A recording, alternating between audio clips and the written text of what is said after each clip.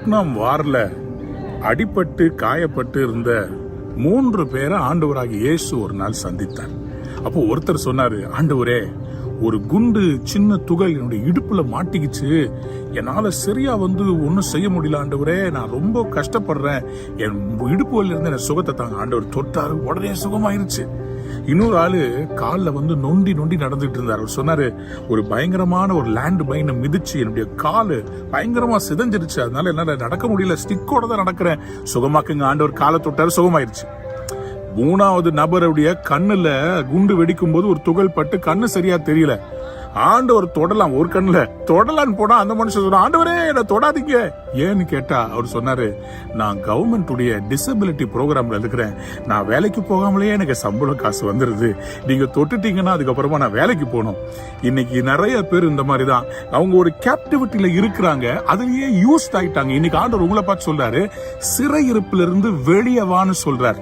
பாருங்களேன், நம்ம நிறைய நேரத்தில் நம்முடைய லைஃப்ல சில நம்மளையும் அறியாம சிறையிருப்புல இருக்கிறோம், சில இதுக்குள்ள மாட்டிக்கிட்டு இருக்கிறோம், சிறைகளுக்குள்ள மாட்டிட்டு இருக்கிறோம். கர்த்தர் சொல்றாரு, வெளியே வாங்க. சும்மா இந்த சிறையிருப்புல இருந்துட்டு இருக்காதீங்க. மற்றவங்களுக்கு முன்னாடி எப்போதுமே உங்களை பரிதாபமா பார்க்காதீங்க. என்னைக்குமே நீங்க அடிமையா இருக்க போறது இல்ல. ஆண்டவர் சொல்றாரு, உன் சீசனை மாத்த போறேன், உன் சிறையிருப்பை நான் திருப்ப போறேன்னு சொல்லி ஆண்டவர் சொல்றார்.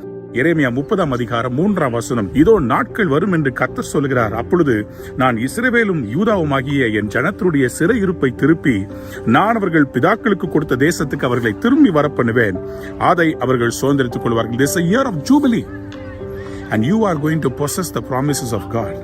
And God says, I will turn your captivity. Come out of captivities.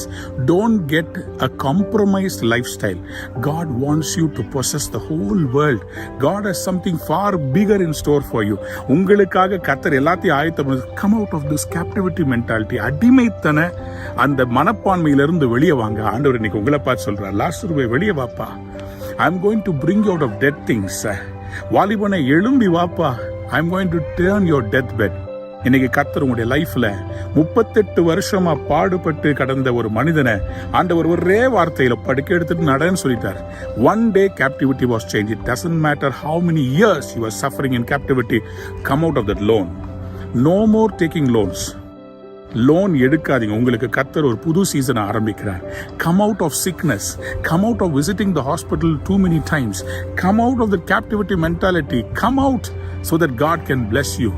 கர்த்தர் உங்களை பார்த்து சொல்றார், அந்த ராங் ரிலேஷன்ஷிப்ல இருந்து வெளியே வா மகளே.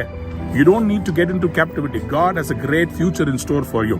நீ ஆள பிறந்தவள், நீ ஆள பிறந்தவள். You are a princess and God wants to bless you like Esther. You are blessed. Have a wonderful day. Come out of captivity. Amen. Amen. Amen.